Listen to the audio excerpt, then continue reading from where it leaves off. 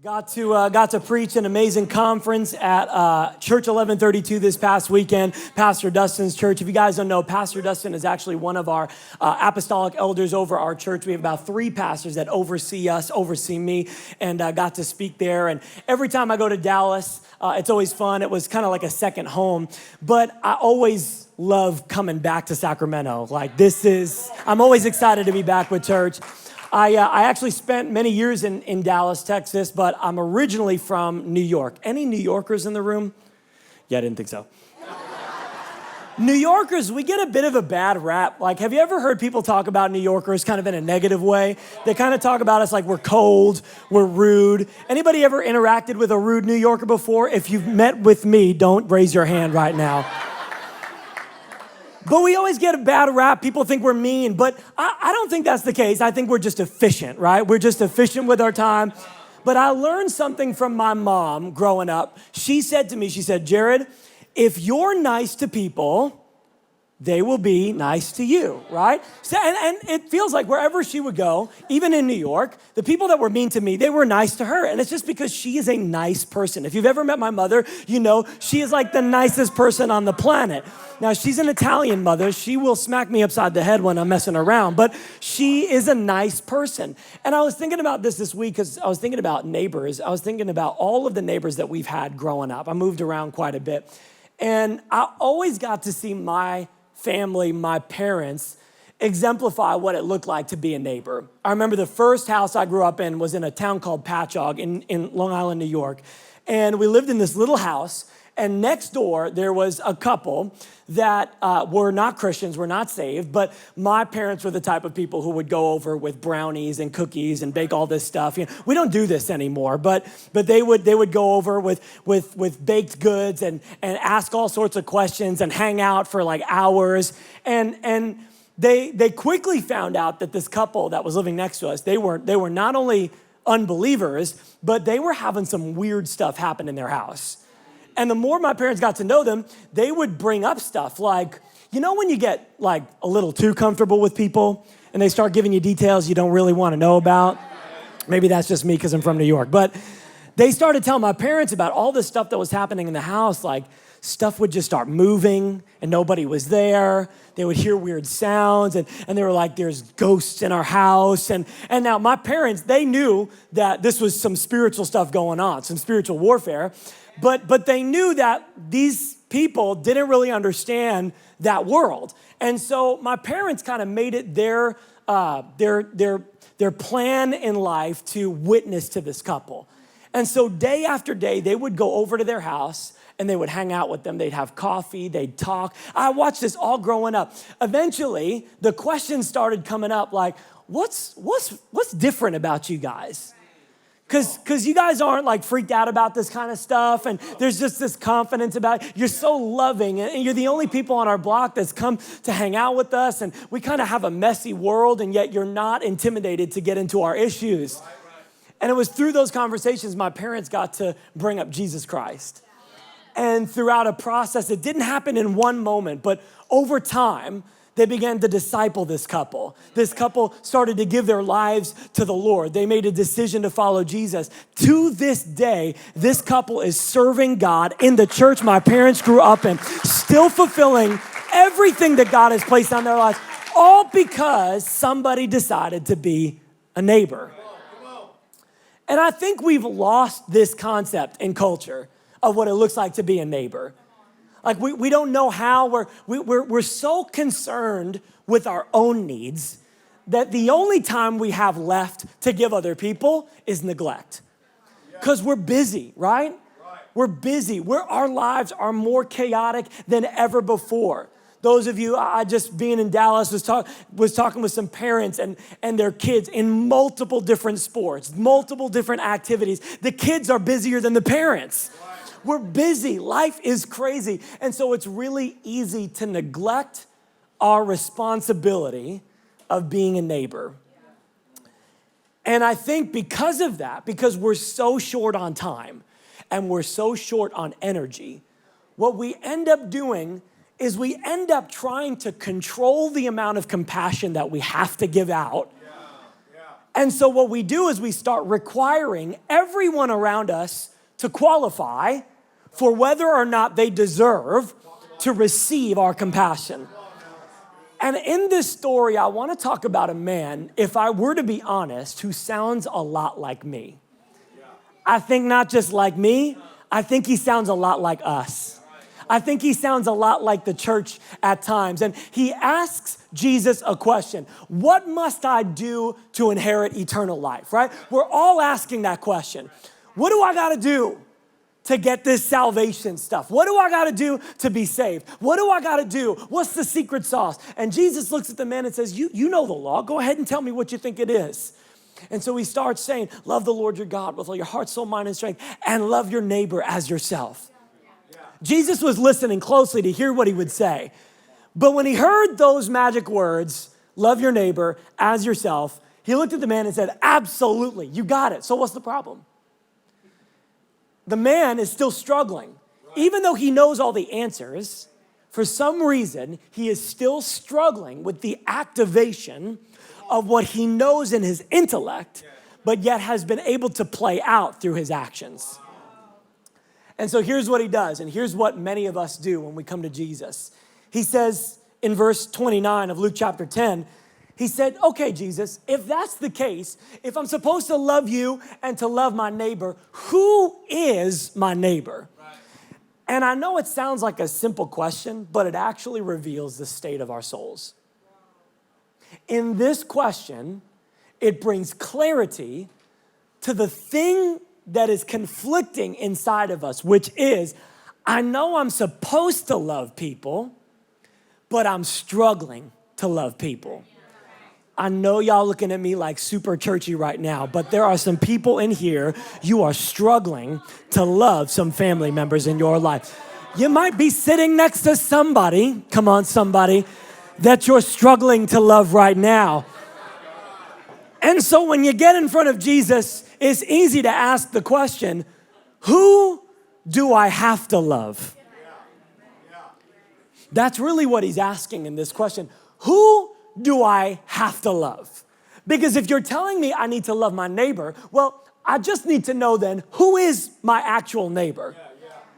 And here's what we end up doing, just like this man, instead of loving people with unfiltered compassion, we end up making lists of who qualifies for it. Instead of just radically and generously loving whoever it is that comes into our life, we start making lists of who qualifies for that type of love. Can I be honest? I think too many Christians are trying to judge who qualifies for their love instead of judging the quality of their love by needing no strings attached. Can I say that again? Because that was really good. Too many Christians are trying to judge who qualifies for their love instead of judging the quality of their own love by needing no strings attached. I don't like to be the trendy pastor that talks about what everybody else is talking about, but as I was thinking about it this week, I couldn't help but think about what's happening right now in mainstream media and how God is reaching into the lives of celebrities who are being radically saved right now. And I'm not the guy, I'm not gonna talk about it too long, but I believe that what's happening with Kanye right now is a perfect example of what I'm talking about. And my Bible says, look, I'm not saying you don't have to exemplify your faith with the works of your life, but it happened to Paul. A guy who was persecuting the church, killing Christians, and all of a sudden had a radical transformation, and all the Christians in the church are saying, all right, before you can qualify to receive my love and acceptance, I have to examine every issue in your life. Can I put you on blast for a second? Let's examine every decision you made this week. Let's examine every thought you had this week. Maybe we need to stop qualifying everybody else and start qualifying ourselves to be a neighbor. Maybe we're wasting so much time trying to find out if someone meets up to our expectations to be our neighbor that we forget Jesus gave us a command. to be a neighbor. I'm not called to judge the world. Listen to me. I'm not called to judge the world. I'm called to be Jesus to the world. That is my responsibility as a believer, as a Christian. The word Christian means little Christ, representing Christ to the world. My responsibility is to exemplify to broken people the character and the heart of God. The world doesn't need our criticism. They need Christ because they live in brokenness. Jesus tells this story in Luke chapter 10, verse 30. Let's put it up on the screen. He starts the story by saying this. A Jewish man was traveling from Jerusalem down to Jericho. He was attacked by bandits. He was stripped of his clothes, beat up, left him half dead beside the road. Does this not look like our culture and our society today? People in our very city have been robbed, cheated by life. People in Sacramento are discouraged, defeated, depressed, discriminated against. And what is our responsibility? Is to be a neighbor. And we waste so much time making our checklists of who deserves our love when Jesus said, just love with no strings attached. And he tells this story about this man who does it differently.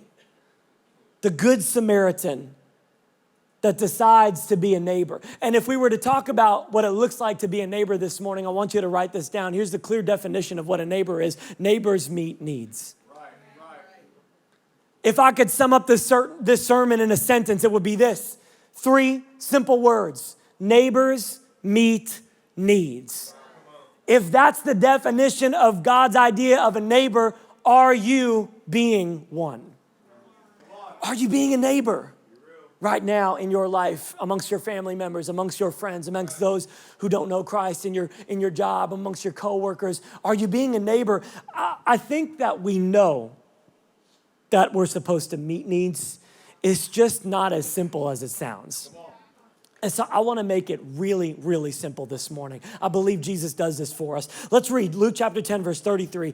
He says, a despised Samaritan came along, and when he saw the man, he felt compassion for him. Going over to him, the Samaritan soothed his wounds with olive oil, wine, and bandaged them. Write this down. Samaritans go to those who are suffering. Samaritans go to those who are suffering. It is so easy to get on a stage and demand that people meet me here. Because this is where I live. This is what I do, right? This is what I'm used to. This is my comfort zone. This is the truth I believe in. This is what I've been trusting in my whole life. And so what we do is we just tell people who are out there, broken, abused, exploited, to come over here. I see you out there. I know you're worried. I know you're anxious. I know you're hurting. Just come over here. If you come over here, God will heal you. If you come over here and clean your life up, God will save you. Just start living like I live. And Jesus says this, a man who did it differently didn't make demands of the broken man. He got outside of himself and went to those who were hurting. When was the last time you left your place of comfort to meet somebody in the middle of their chaos? When was the last time you got out of the place of complacency and ease and you went to the place of struggle? I think as the church, we think we have all the answers. And listen, the scripture has given us the answer to a broken world. We know that Jesus Christ and his blood only has the power to save, heal, and deliver. But just because you know the solution doesn't mean you know the strategy. And every individual struggle comes with a different strategy. There are people in this room that you met God and one moment you gave your life to Christ. That was all it took. You had an encounter with God, and it was amazing. Some of you, it's been a journey. Any journey people in the room?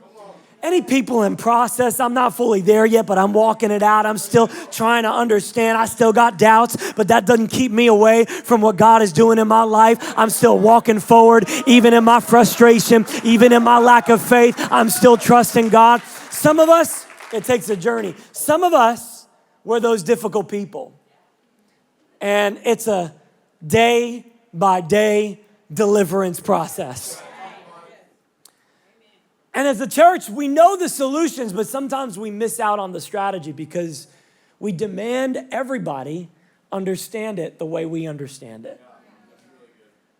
I think so much of our Christian lives is spent trying to witness to people under the ideals and not under the place of reality.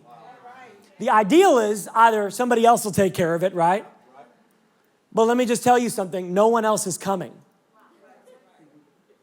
In fact, the people who have showed up, they passed him by. And we spend so much time just thinking, somebody else will take care of it. Somebody else will meet that need. Somebody else will give to that person on the street. Somebody else will pack those boxes. Somebody else will love those people. But nobody else is coming. No one else is going to be willing. And if we want revival in our city, we have to take responsibility for our part in that revival. And those who are hurting, they can't afford our excuses. Some of us, our excuse is avoidance. I don't even want to look at that. It's ugly.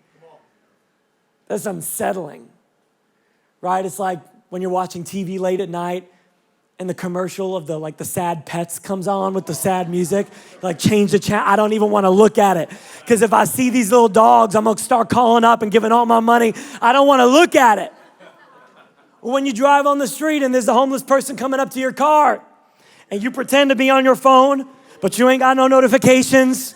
You're just pretending like you have emails. I don't want to look at it. We spend so much time avoiding the reality of other people's suffering. Some of us, it's not avoidance, it's just indifference. It doesn't affect me, so I don't care. I don't know about it, so I don't feel it. It's not a big deal to me. Can I tell you that is why there's still injustice in our culture?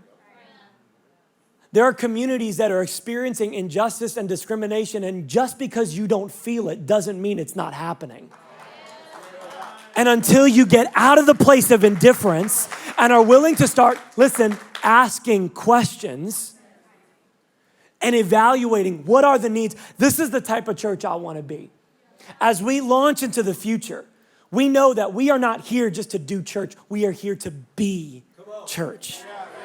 And as we get planted in Elk Grove and in Sacramento, I don't want to come to the city officials, to the politicians, to the educators, and come with my ideas of what they need. I don't want to come with my thought process of what their needs are. I want to ask questions. That's why as we're approaching these schools and we're approaching the education system and we're trying to get involved in our middle schools here in Elk Grove and in South Sacramento, we're not coming saying, here's what we got, we know what your needs are. We're getting low and asking, what is the need in this community? And how can we help? Because maybe we're missing it. Maybe we don't see the full story. And if you're gonna meet needs around the people in your life, you gotta learn how to ask questions. The Good Samaritan came over and he saw the wounds. He evaluated the issues and he met this broken man right where he was. Here's the beautiful thing. He already had the olive oil and he already had the wine. I'm sure he was getting ready to cook an incredible Italian meal. He was not planning on using those things for somebody's wounds, but maybe you have what somebody needs to heal. Maybe God has given you everything that somebody else needs. Some of you, you've been carrying brokenness in your own life. You walk through something so difficult and you've been asking God, why did I go through that? And when you stumble upon somebody in their own struggle, you begin to realize everything I've been carrying throughout my story was so I could give it away to somebody else who's been in the struggle that I went through. Maybe you have what somebody needs to heal.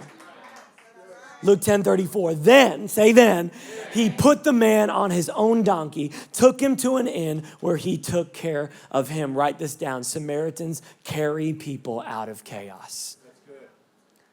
It's not enough to go to somebody and meet them in the middle of their mess. You've got to lead them out of the place of darkness. I grew up, my mom was one of those people, like, y'all go have fun outside, play, just do not bring that into my house. Yeah. Like, we would get dirty, we get muddy, we go ride our bikes, dirt bike, and with all the little dirt jumps, and we'd come in and she would stop us right at the door. Don't you bring that into my house. That stays out there. Don't take that in here. And so we would strip down outside, looking like fools, coming into the house, running in naked because we couldn't bring that, what was outside, in the house.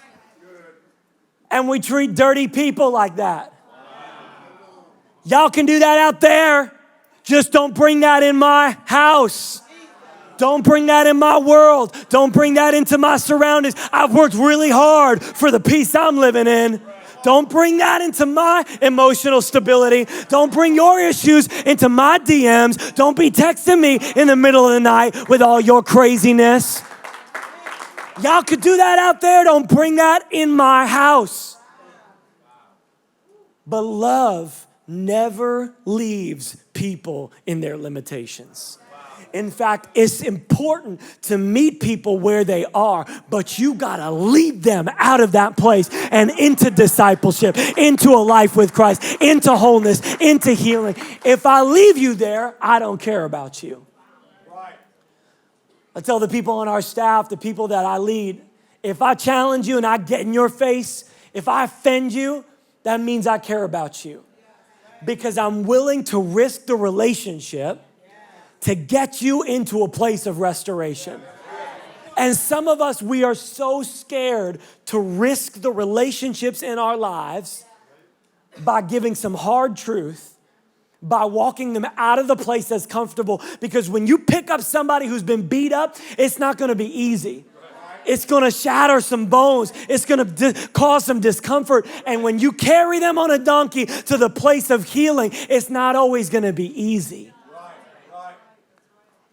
But are you willing to carry people out of the chaos they've been in and into the place of healing?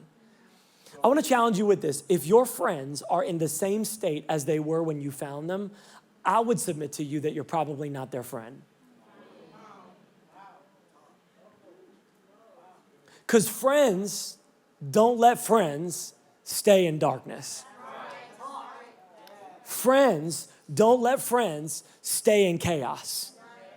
I will meet you here, but we ain't staying here. I'm gonna lead you out of this place because I know God has a future for you and a hope for you and a calling for you. Bring them to your house. Literally, bring them to your house. I grew up watching people come in and out of my home because my parents decided to invest in discipleship and walk people through the mess of their lives. Yeah. Sunday morning is not enough. Yeah. People need Monday morning and Tuesday night and Thursday afternoon. Yeah. They need day-to-day discipleship. Bring them in your house. Bring them to church. Bring them to church. There's an atmosphere and an environment here that can bring healing to the hurts in their lives. Oh, but I got my church friends, and I got my work friends, I got my Friday night friends. I don't want them to meet because if they start talking to each other, they start telling stuff. I don't want these people to know. Bring them to church. Stop compartmentalizing your Christianity. It's got to bleed through everything in your life. Your friendships, your family members, your work relationships, everything you do has to represent Christ. Jesus says in Luke 10:35, the next day, as he brought this man to the inn, he handed the innkeeper 2 silver coins, his own money, for a guy he didn't know. And he said, take care of this man. If the bill runs higher, don't worry, I'll pay for it. I'll just have to come back. Which means he wasn't worried about the cost. He was worried about the cause. Write this last thing down. Samaritans make plans for long-term progress. As a pastor, as a leader, I work with people on a spiritual level, on an emotional level, relationships. We walk together, and in our organization, in our church, we want to make sure that there's constant leadership happening. And so we're really intentional about having one-on-ones with the people that we're leading on a consistent basis. And so I meet with people on a one-on-one basis and develop them and challenge them. And I lead them to the best of my ability. But here's what I know about my own limitations. Sometimes I can only get somebody so far. And then I have to hand them off to somebody else that can give them what I can't give them. I know God has given me wisdom, and he's given me anointing, and I can work with people. But sometimes people will come to me as a married couple, and I'll sit with them and I'll talk with them, and Trina and I, we will counsel them. But we only been married for a few months. But we got people in our church that have been married for years and have walked through a lot of turmoil and walk through a lot of pain, and we'll help them to the best of our ability. But then we know that there's a point we can help you, and then there's a point we need to hand you off. Not because we don't care, not because we don't love, but because we know if we're gonna set you up for long-term progress, we need to partner with other people who can give you what we can't give you. And you should be comfortable being able to say, I don't have everything. You should be okay and confident knowing that God has attached you to a group of people that can fill in the gaps that you have in your life. I am so grateful for the fathers and mothers, the married couples in our church that can counsel and give wisdom. I'm so grateful for those of you who've been addicted and have walked through rehabilitation that can walk other people through that. I'm so grateful for those of you who've never turned away from God and you followed Christ since you were a child and you never wavered so that you can give people the testimony of what it looks like to stand for God. I'm so grateful. And sometimes I can only help so much, but I got to hand you off. I might be able to help, but I might not be able to heal. And so what does that look like for us as a church? If we're gonna help people, that means that we gotta partner with other people so that those we are serving can be set up for long-term progress. That's why the church exists. That's why the body of Christ exists. Multiple generations, multiple backgrounds, multiple cultures, so that when people come here, they can be a part of something that can set them up for success in the long term. Just last week, man, this was so incredible. Just last week, we hit 500 people who have given their lives to Christ in 2019. Just this year, 500 people have given their lives to Christ at E2 Church. That's a miracle. And some of us, we've been witnessing to people and sharing the gospel to no avail. But if you bring them here in environment, over 1,300 people since we started as a church, 2.5 years, 1,300 people have said yes to Christ here at our church. That's why we're here, because you can't do this on your own. It's not just you and Jesus. It's you, Jesus, and the bride. You, Jesus, and the body. And when you've got your place in the body, you can bring people here and they can experience a grace that is beyond what you have to offer. But we know this isn't just about our church, it's also about outreach. We're doing everything we can. We're serving our city, we're serving our community. We're giving 12% of every dollar that you give to our church, we set it aside. and we tithe that money directly to organizations like All About Hope, directly to organizations in our city that are serving the community. That's what we've committed to do as a church, is that 12% of every dollar. Since we've launched as a church, did you know that you have given $116,000 to partner with organizations here in our city?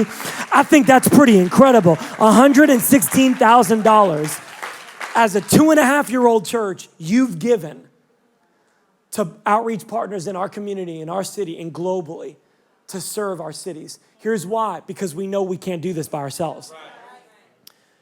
We know we can help people so far, but we've got amazing outreach organizations here in our community that we want to help resource. We want to help set people up for long-term success, and we may be able to do some, but we can't do all. And that's why we've got incredible nonprofits like All About Hope that are serving the people of God, serving our children in hospitals. We may not be able to bring E2 to the hospital, but we can partner with All About Hope, who's bringing the Spirit of God to these children. We're setting them up for long-term success. And the Good Samaritan brought to the innkeeper, said, I can only do so much, but here, we're gonna give generously. Whatever the cost is, I don't care what the cost is. I'm just gonna give because I know I can only do so much. But if he stays here, if he gets plugged in here, he can live. Yeah, that's right, that's right. I wanna be a church that partners with other people, with other organizations in our city, so that we can see our communities rehabilitated, restored, and reconciled to God's plan for their life. And so Jesus, he shares these 3 simple ways of what it looks like to meet needs. But then he comes in with the sneak attack, Jehovah Sneaky. Like, he always has this undercover strategy of how to deal with difficult people. And so he looks at the man in Luke 10:36, and he asks him, now, which of these 3, the Samaritan, the Levite, or the priest? The 2 walked by. The Samaritan served the man. Which of these 3 would you consider a neighbor to this man? And it's like he lobs it up, right? Easy question. But whenever Jesus asks you an easy question, be really careful because he's setting you up. And he asks this question, he says, who would you say is a neighbor? And so the man replies, well, the one who shows mercy, of course. And Jesus said, absolutely. You're right. Go ahead and now do that. Go and do the same. Here's Jesus' sneaky strategy. Whenever we watch movies, whenever we read books, whenever we hear stories, humanity as a people, we tend to see ourselves as the heroes in those stories, right?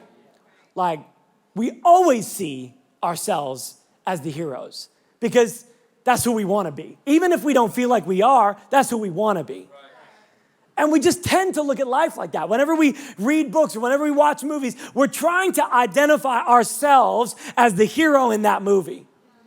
But Jesus sets this man up because there's only 2 options for the hero in this story.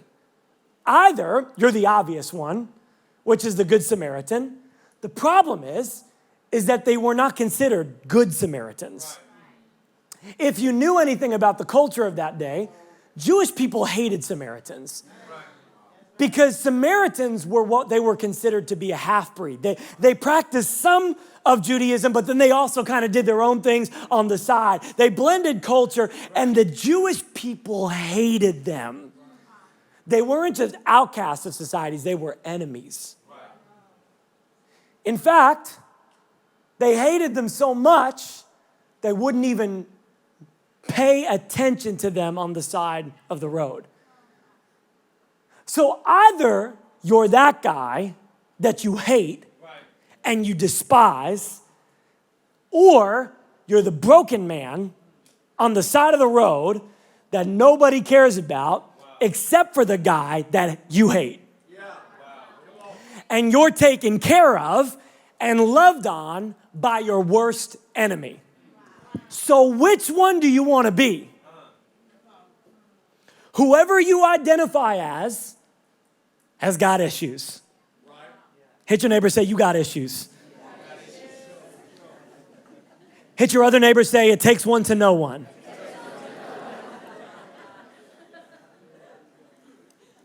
Exactly. Read the start of the story. Luke chapter 10, verse 33. After the Levite and the priest pass up this man, Jesus says, then a despised Samaritan.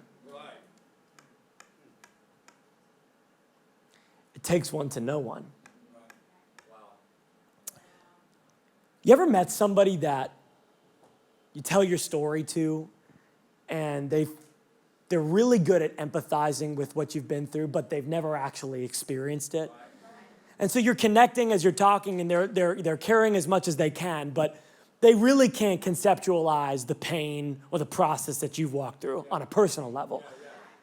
And then you meet somebody that's walked through the pain of a miscarriage, that's walked through the loss of a parent, that's experienced what it feels like to live on the streets.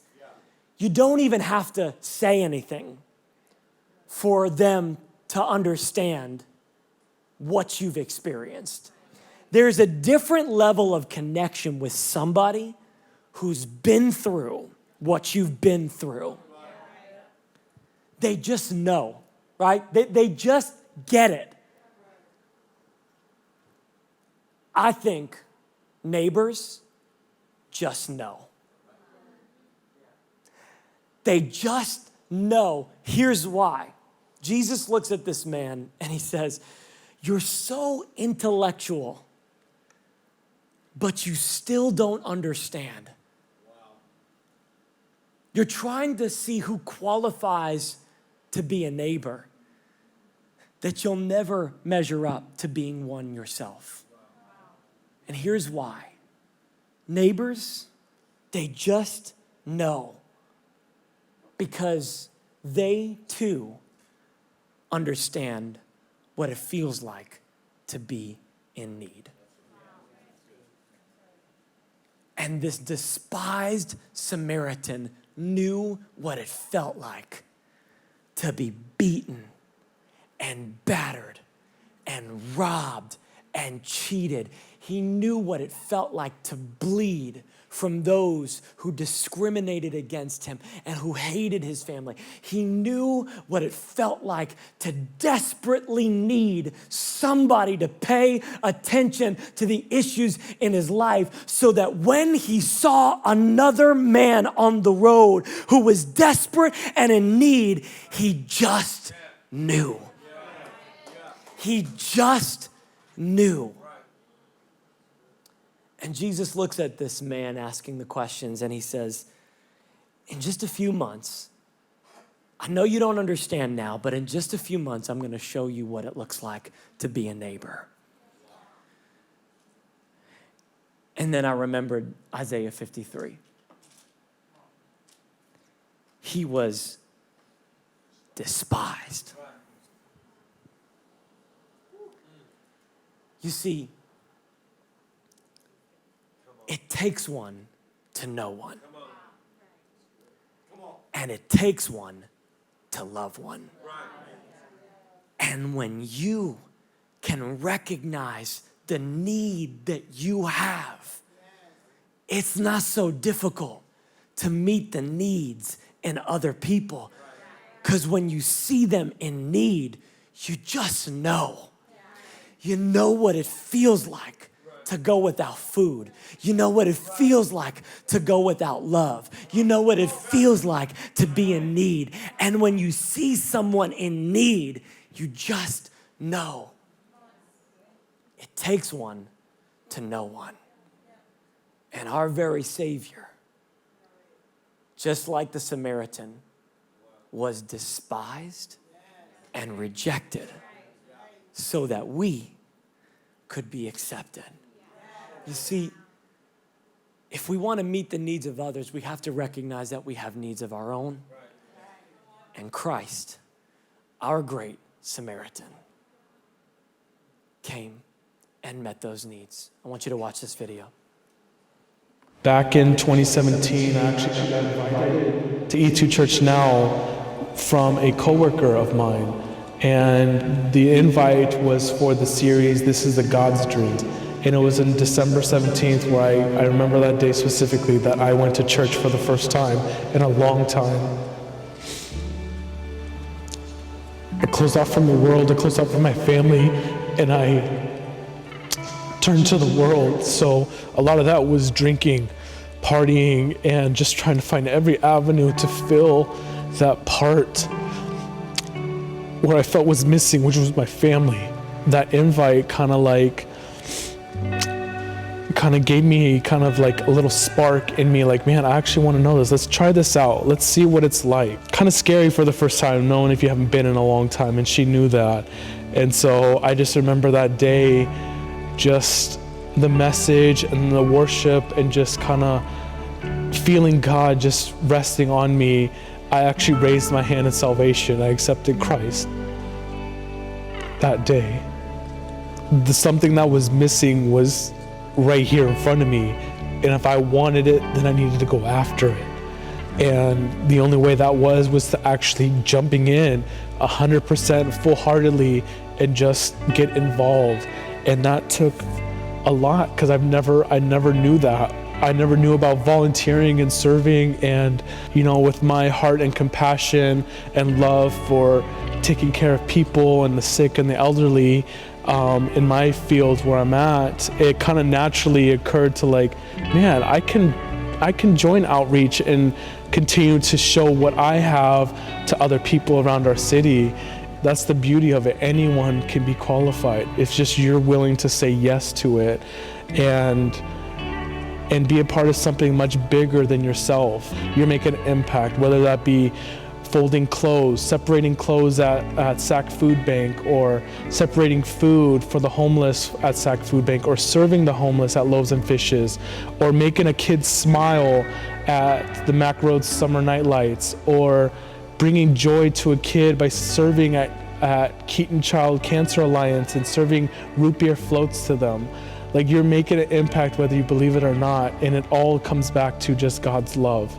From serving, it led me to declaring my faith publicly by getting baptized. After declaring that, I was able to have my mom come to church after that. And as my mom coming to church, she accepted Christ as her salvation. My mom ended up getting baptized a few months after accepting salvation, and being able to witness that was truly amazing. So serving with Lana, it actually started with me actually serving under her. She's actually an outreach director, and I was just a volunteer. And from that, my relationship with Lana was growing at the same time. We were tackling outreach events together, we were organizing, we called it outreaching, we were always outreaching. We actually started getting a more and more connection to each other, and it started to turn into a relationship, led to an engagement with Lana, and that engagement with Lana led to a marriage, and that marriage led to a baby. And it's just amazing to just see where I was and where I am now, and then I'm proudly to say that I am a product of saying yes to God, and that other people can have this too.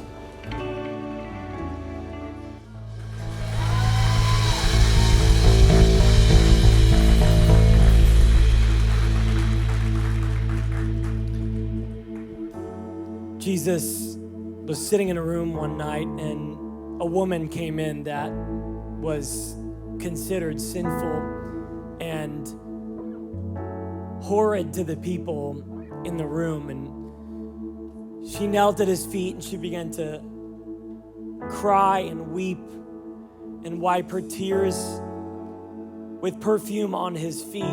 And the religious people around her started to criticize her and say, this woman is sinful. And Jesus, if you knew who she was, you wouldn't be letting this happen.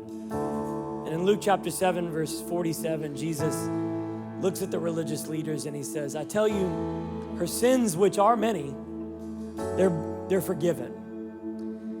And that's why she's loving me so much right now. But he was forgiven little, loves little.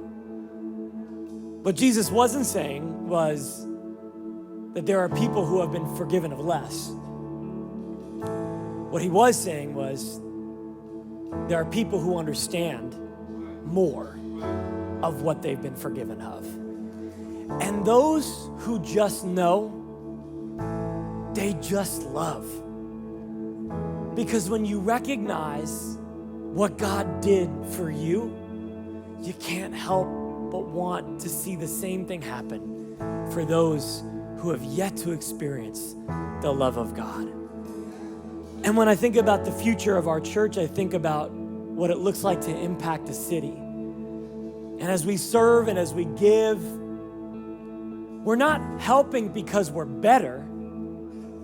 We're helping because we too are broken. And we just know what God's done in our lives, and I can't help but give what He's given me. And if we're gonna be a neighbor, it means we have to meet needs. But it starts with knowing that God first loved you. And if He loved you, we have a responsibility to love others. Hey, thanks for watching. We hope this message inspired you in such a way that motivated you to make a decision for Christ this week. If you want to watch the rest of our messages, you can go to our YouTube channel. And if you feel compelled to give into this ministry, you can go to e2church.org/give. Thanks for watching, and we'll see you next time.